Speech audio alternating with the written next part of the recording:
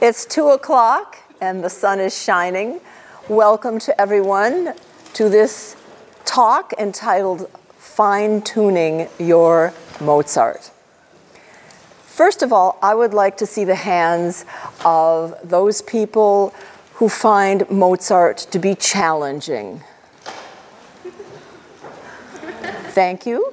And now, the hands of those who have faced a performance of Mozart, either in an audition or in a concert, with some degree of fear and trepidation. So you see, you are not alone. And of course, Mozart is unquestionably some of our greatest repertoire. Whether we're dealing with the concerti, we have 3, of course, counting the flute and harp, the andante, the flute quartets, of which we have 4, and many beautiful moments in symphonies. When you realize that the time of Mozart was a very different age, musically speaking, you begin to understand that to put forth an historically informed performance, or a hip, it's really worth becoming more knowledgeable. There are many sources that can help us find ways to present Mozart in a style that really makes sense for what Mozart was trying to say, the classical style. My remarks for this talk are based on ideas of the great Dutch flutist and teacher Frans Wester, who lived from 1922 until 1987. I actually heard him speak at the Boston NFA convention in 1980, my first NFA convention, and I decided to go and speak with him in Dutch. And he was quite surprised to find an American who would be able to speak Dutch. I also have been very inspired by the writings and teachings of Bart Kauken, the great Belgian traverso player, my contemporary. My name, as a matter of fact, was spelled very much in the same style. Kauken is K-U-I-J-K-E-N.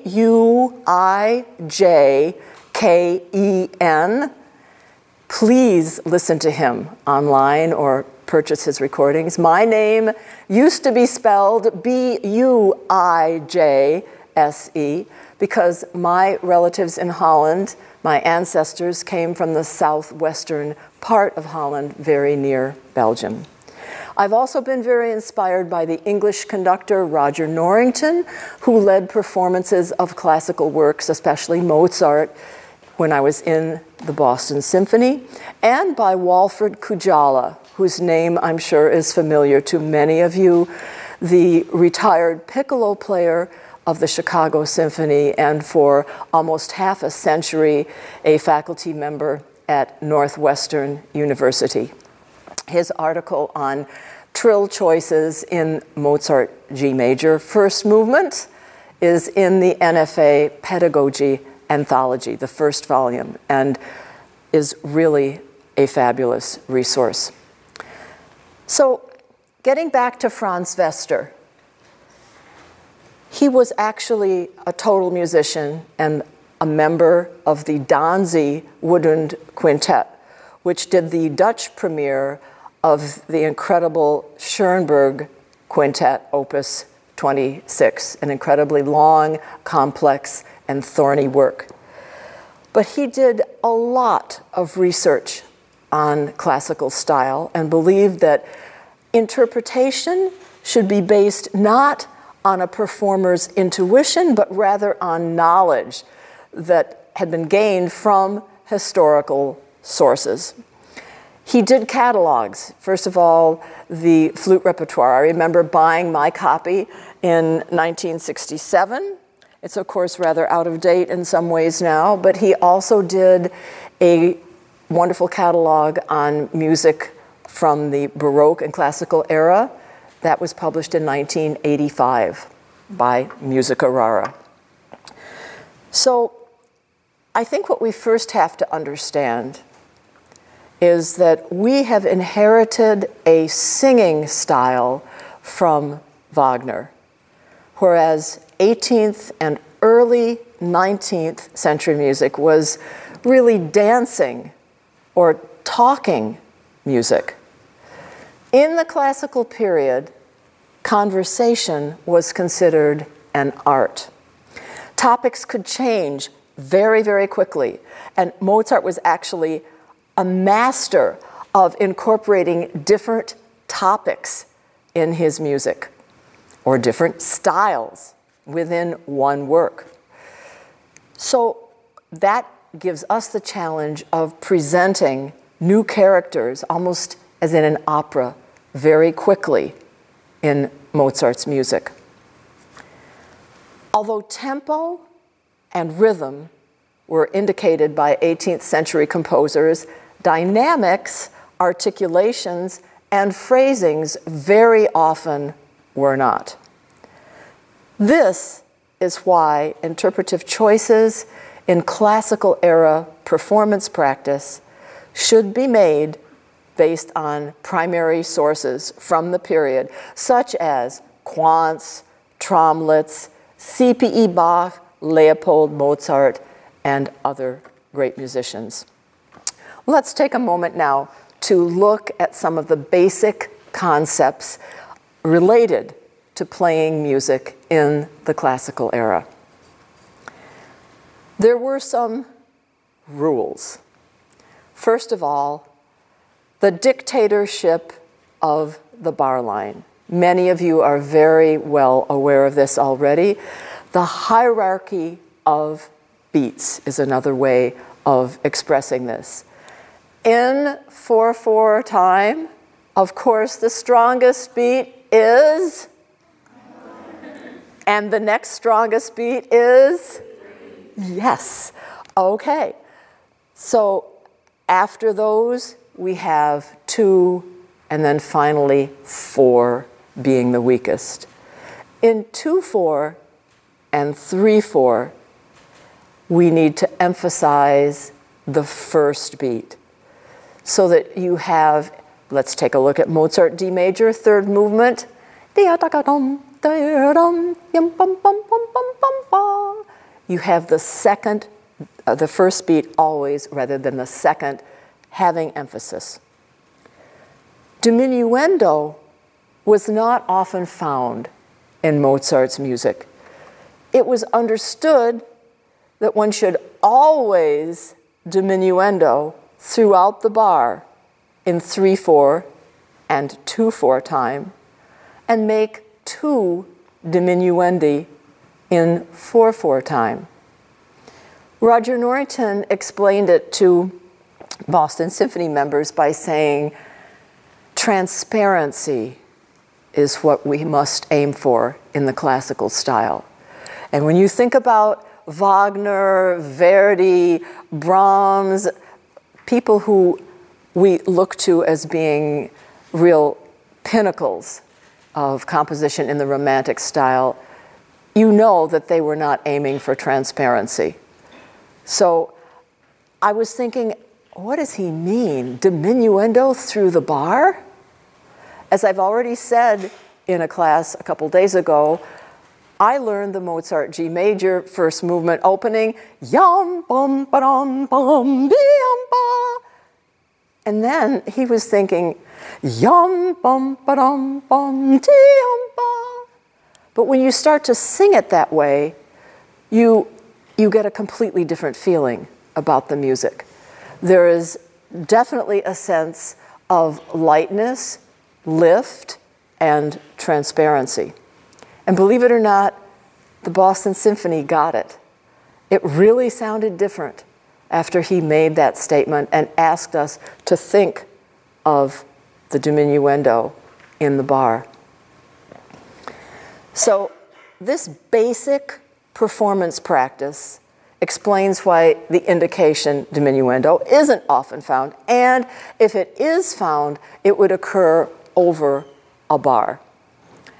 And when you make the diminuendo, that gives you a light upbeat rather than ta-dee-um-bum, bum-dee-um-bum, from a softer fourth beat to a stronger first beat in the following bar.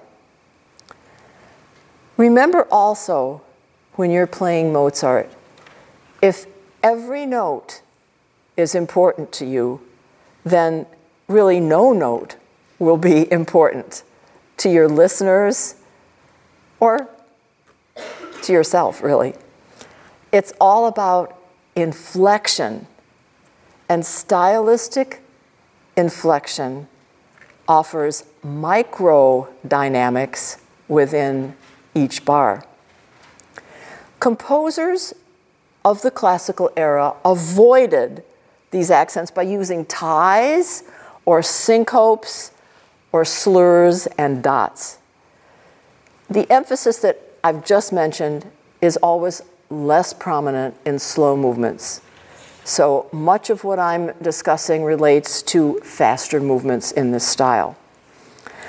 So we've talked about the hierarchy of beats. Next, articulation. It is very important in talking music. And as I've mentioned previously, this is all about enunciation. Slurs indicate more expression on notes, whereas dots, dashes, or separate notes are somewhat less expressive. Always separate notes without slurs or dots, such as upbeats. When you think about the way music looks on the page in this era and the Baroque era, you don't see a lot of staccatos at all, but it was understood that you would separate. I've already given this demonstration once, but probably not everyone heard it. Think of your E minor Bach second movement. This is what it looks like on the page.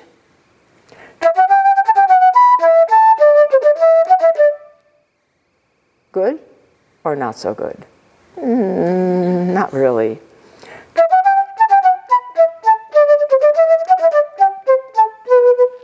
I am separating those notes, and it results in a stylish approach to the music.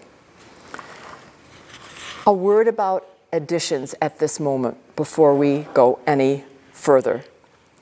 If you can possibly get your hands on Bärenreiter or Henley editions of Mozart, please do. I grew up with Southern music and then international music, and nothing against the editors of the Mozart for those companies at that time. But really, it's not what we should be using in this day and age. If you can't afford a more expensive edition, take your whiteout and get rid of a lot of dynamics, crescendos, diminuendos, and think more about what we're talking about this afternoon. One of the most important aspects of classical style is articulatory silence, which I love to mention very frequently in my teaching. Bart Kauken's wonderful book, The Notation is Not the Music, discusses the need for space between the notes. I highly recommend purchasing this book if you possibly can. It's published by Indiana University Press. The notation is not the music. And again, Kauken, K-U-I-J-K-E-N. Full first name, Barthold, B-A-R-T-H-O-L-D.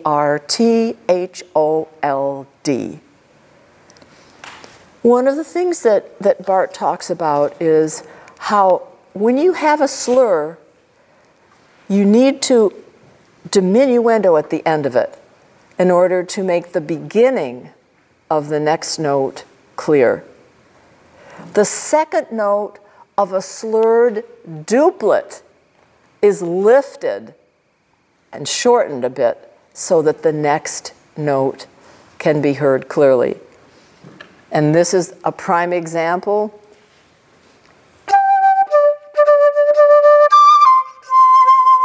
As opposed to, which, by the way, I hear so often when people come into my studio to play for me. Hear that slight diminuendo? It gives a real emphasis to the next note, and yet without an accent. So think of the diminuendo. It's technically not so easy to do this because you have to taper that second note under the slur.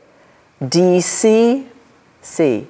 So the C comes from faster air as you make a smaller aperture, and think of the taper, lifting that air.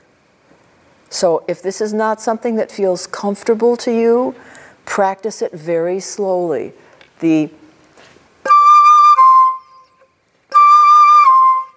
I'm not stopping that second eighth note with my tongue. I'm instead thinking of the change, very subtle, with the lips, the aperture, and keeping the air spinning, lifting. Notes before appoggiaturas need to be shortened. And let me give you an example from the slow movement of Mozart D. This is the third bar.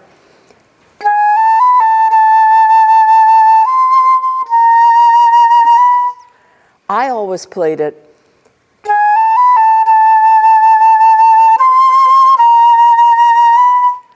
but first of all, that is counterintuitive to the diminuendo through the bar, and what we're aiming to emphasize here is that wonderful appoggiatura on the downbeat, the A sharp.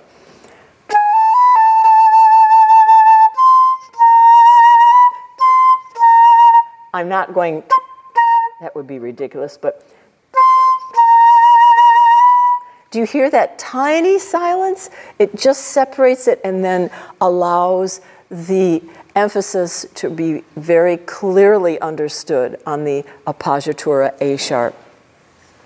Generally, since we're still on the topic of slurs, they are found over notes within one harmony and do not extend across the bar line. That is so much more a romantic convention. Avoid connecting weak beats to strong. Ornaments of many quick notes, such as a kind of coloratura passage, are slurred, but long slurs are very rare in the classical style. One other very helpful suggestion from Bart is the fact that the less important the note, the shorter it's held. And if you think of that kind of feeling, so you're holding the first note and then the accompaniment, second eighth note, is lighter. Let's move briefly to phrasing. It must be clear as in speech. And when you think about speech, you can hear where I'm going. I'm achieving that in my sentences with inflection. And I've mentioned already that my dad was an English and speech teacher. So I heard him give speeches later on in my junior high and senior high years when he became an administrator. And embarrassing as it was to have my father be the speaker at my graduations, I learned how to inflect and speak clearly, because you need this kind of direction. So think about your phrasing. Phrasing is so, so vital. Vester actually said, it must be possible to hear the articulation and the phrasing as clearly as the notes. Long notes need to be separated, as I just demonstrated in the slow movement of the D major, just as shorter notes need to be separated. Because we've inherited long line playing, notes being glued together, all of our French conservatory pieces, everything is legato, leading to the next bar. It is really a horizontal idea that we have in mind. Rather than going for notes all being equal and linked, we need to remember that the hierarchy of the beats produced the microdynamics as opposed to the macro dynamics. And so really think about that as you revisit your Mozart. In the phrasing, 3 is often a magic number. Think of in the D major,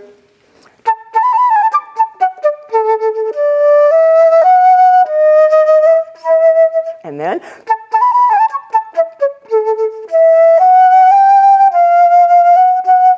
third time is a charm. And notice what I just did on that G sharp, rather than.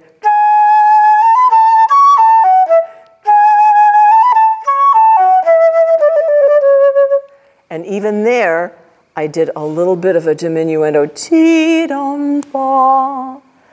This is subtle. It's not like huge flashing spotlights on all of these ideas, but the subtlety, when used over so many different moments within the course of a movement or an entire piece, really produces something that is much more historically informed. Now, how about ornaments? Trills. Do you love them or do you love them? They are challenging, for sure. And I think that their role as sources of elegance and enhancement is important for us to bear in mind as we try to achieve technical security on various different trills. Many do start from above, but some do not. You don't always have to start your trills from above, and I think that it's a misconception that many players have that Mozart trills always should be from above. Cadential trills, yes, always from above and on the beat. I think the best example that I would be able to give you is just as we end the exposition of the G major first movement, you would hear, obviously, so you really have time on that F sharp, rather than, which sounds like it's before the beat. Put it on the beat. Another moment shortly before that is that beautiful deceptive cadence in B minor in bar at C, 88.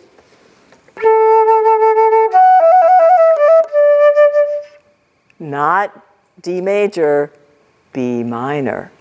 So start from above, but at the same time, prepare to surprise your listeners with a different color on B minor. But I'm digressing a little bit from trills, so back to trills. Vester believed that finishing trills were always written out, the Nachschlag, da-da-da, and that, except for cadential trills, when everyone always puts a termination. However, the very fine musicologist Frederick Neumann, Neumann, in his book Ornamentation and Interpretation in Mozart, published by Princeton University Press, argues, quoting C.P.E. Bach, who said, the termination is always a matter of taste. So it's one of those conundrums. We don't know for sure. But again, how it sounds, what you feel in your music making will dictate whether or not you actually put a termination on a trill. Let me show you some of the things that Neumann reminds us to do in his excellent book.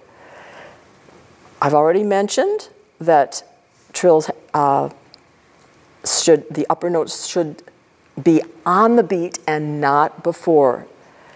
And examples from the Kujala article include the very early part of our exposition in the Mozart G,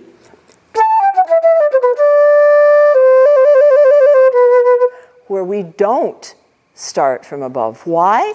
Because of the slur. So look carefully for where it does not make sense. Also, what do we have here?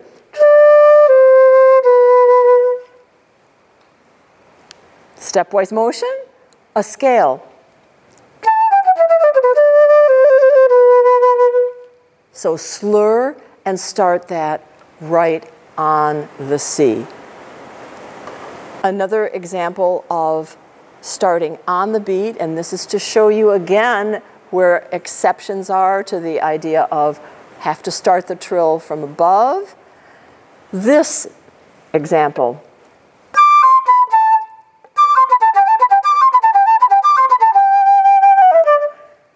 Really, should we go? I don't think so. It doesn't make sense to me.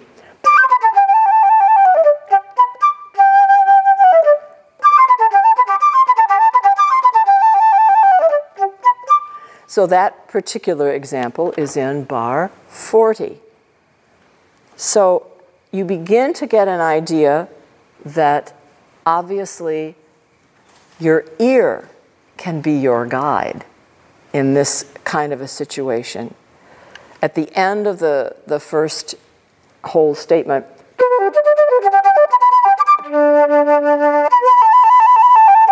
yes, surely from above, and on the beat.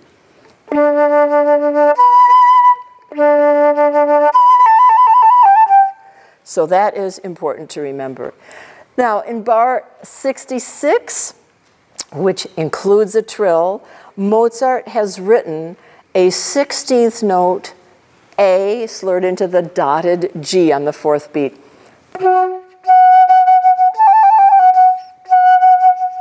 So here we have an ornament attached to an ornament, a grace note attached to an appoggiatura. The G is an appoggiatura, and so when that situation occurs, make the grace before the beat, and truly a grace, a short note.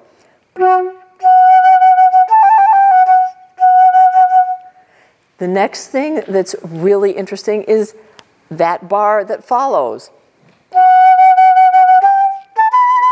I hear many people go, but I don't understand that.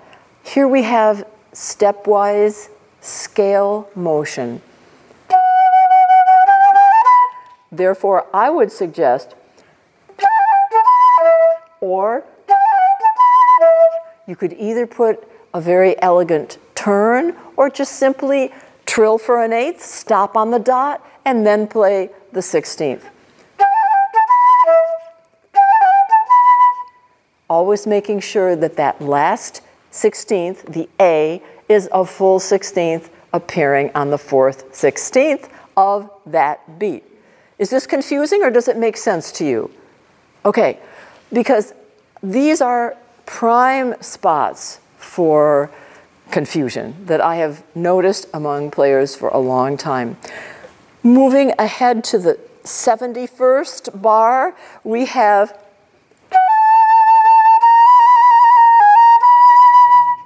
what is this? Anybody? Keith, what are you hearing? Passing tone. Yes, or you could just simply say a chromatic scale. So because of the chromaticism or the scalar direction, you would, again, in my opinion, instead of, which would really break the stepwise motion, the passing tone or the chromatic scale. So that's important to just consider. In 82, you have this beautiful closing theme.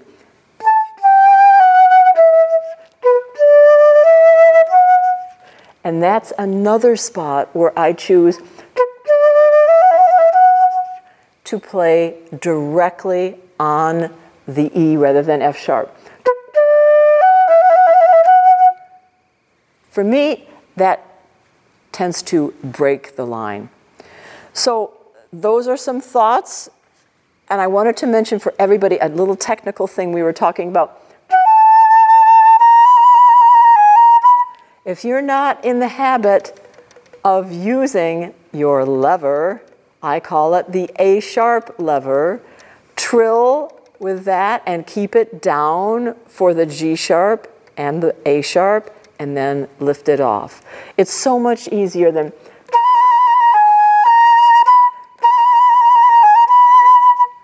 so sometimes you can find a way around any kind of technical challenge by looking at what the flute can offer you with various different keys.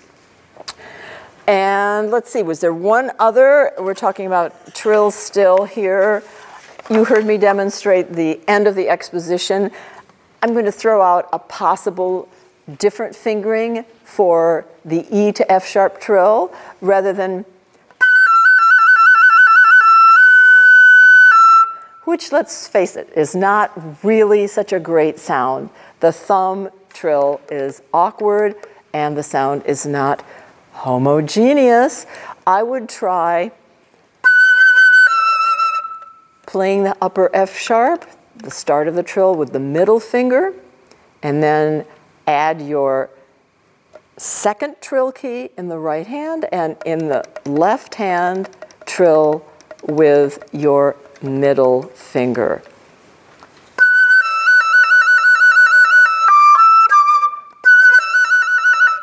Which gives more of a unified sound. Both are alternate fingerings, and there's a brightness to it. I learned this actually from Rampal, and later discovered that Kujala teaches the same thing. So when you go from the D to the F sharp, put down the middle finger, your alternate high F sharp, and then it's quite comfortable to move into the trill. Again, the trill is your left hand middle finger. You have your right hand middle finger and your second trill. Try it, you will like it. It really does make a big difference in terms of the clarity and the brightness. Remember that when you have a grace note before an appoggiatura, as I've spoken about before, that grace note has to come before the beat. Also, a grace note comes before the beat when you have repeated notes. A misconception that often occurs in the first movement of the Mozart G is this, which I've heard people play, including myself, for about 20 years, until I saw the light and began to understand that because you have a rhythmic motive,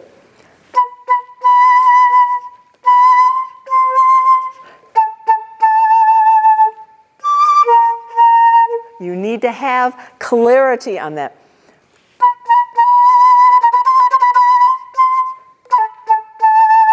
Is very important as well. So think about what you are wanting to bring out. In this case, the 2/8 and a longer note. Another thing that will help you is to think about where a possible start from above might blur the rhythm. An example that was given in the Neumann book is the Mozart Andante. Do you really want to start on the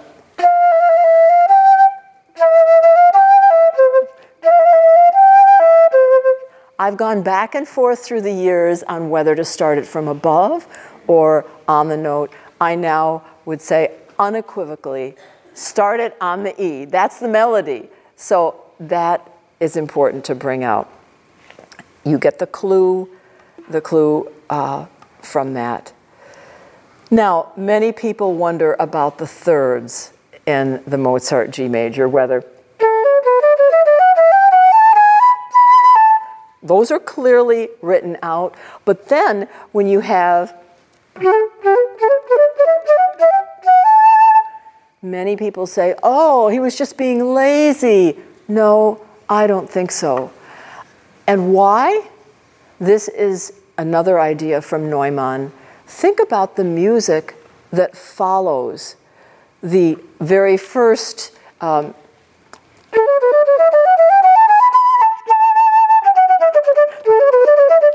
what would you say is the character of yadam takadia takadam? Cheerful? Yeah, triumphant. Yeah, triumphant, whatever. We're modulating already. We've modulated into the dominant, the bright key of D major. And yet, when you have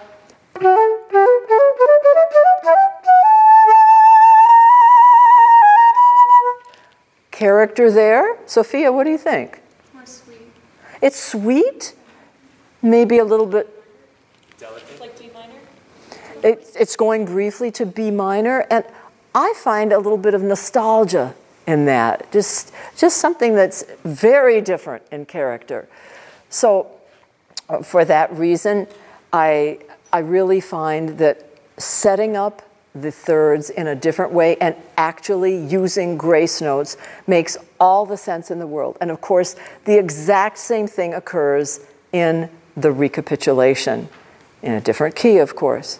So I do think they should be played differently, and that's why.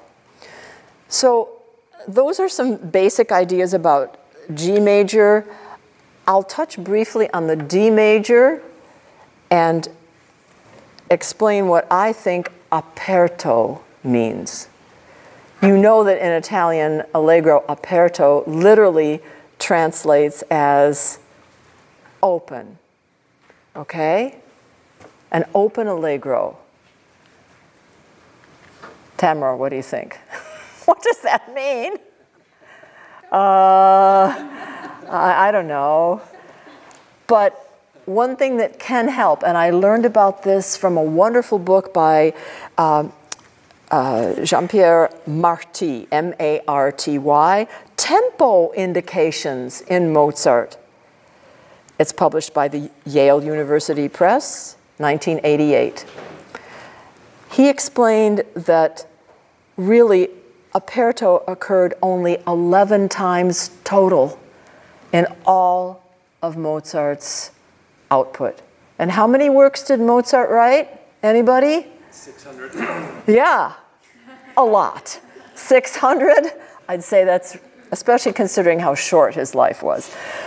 Therefore, looking at the examples, the first 3 times he used aperto, he had been on journeys in Italy. 1771, 1772. He was really young, born in 1756. Then there were 7 more occurrences of aperto between 1775 and 1778. Still pretty young. The last was in the Laudamus of the C minor Mass, which he wrote in 1782 and 83.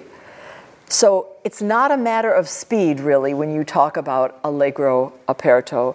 It's more a question of the character, and because this occurs in vocal music, that rules out any tempo faster than quarter at 132. I mean, maybe you can, but I can't sing 16th note passages at anything faster than 132.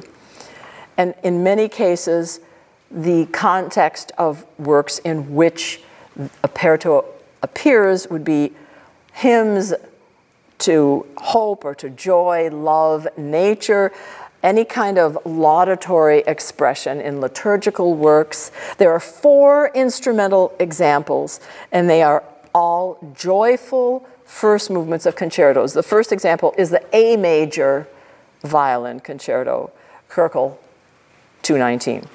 So it's not speed, but actually the tension of the relationships between quarter notes and eighth notes.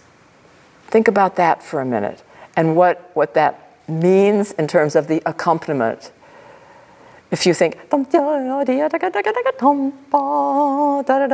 a yum bum bum bum bum bum, so that's something very interesting to consider too when you're looking at the D major concerto. I must recommend, once again, very, very strongly, several resources.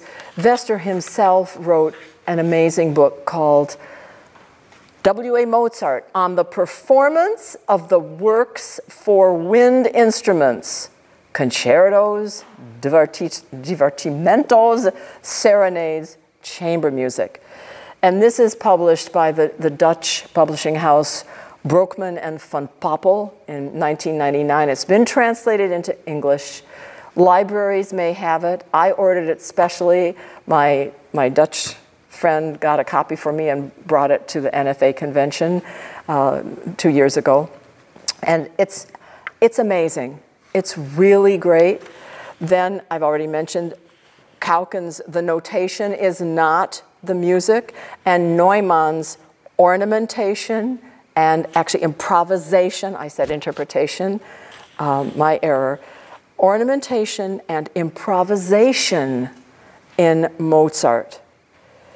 The Kujala reference is excellent, a guide to trill choices in the Mozart G major concerto. Also, he recommended the Badura Skoda's book, Interpreting Mozart at the Keyboard. And let me encourage you to be very open to works that were written for keyboard players, like the CPE Bach, because that really doesn't mean it's only for keyboard players. So those references, along with Quantz, of course, are very helpful because the Baroque era didn't just suddenly stop and classical begin. Obviously, there was the bridge of Wilhelm Friedemann Bach, Carl Philipp Emanuel Bach, the Mannheim School, all of the people like Stamitz, for example, who led us into the classical style. So it's important that we really investigate those sources. Paul Lasaki has written a wonderful book, The Classical Woodwind Cadenza. We're going to get into cadenzas next. He and Betty Bang Mather, longtime professor at the University of Iowa, collaborated on that, published by McGinnis and Marks. And he also wrote a doctoral thesis on the 18th century woodwind cadenzas. So if you're into cadenzas, and that is an important subject to consider, those would be good references. So here's what Wester had to say. Usually they're brief in woodwind concertos. Quantz said one breath, but really, can't we have 2 or 3? Because, you know, one breath only is not very many notes. When you think about the piano concerto cadenzas, those are usually in the range of 30 to 40 bars, and so they are unsuitable models for us as wind players.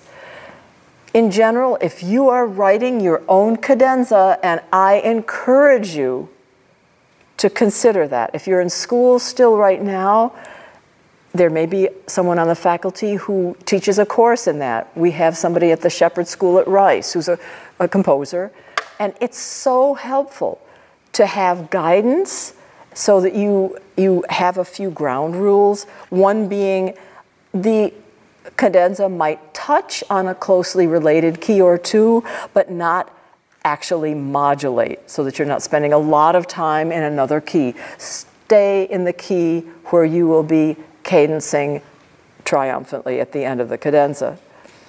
If you're in a very upbeat movement, you would want a kind of vivacious cadenza that would include leaps, trills, triplets, fast-moving notes. Melancholy movements would include small intervals and dissonances in their cadenzas. So those are some ideas.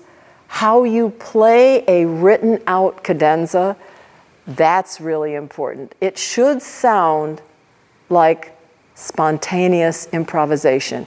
And there are people who can do that. I am not one of them.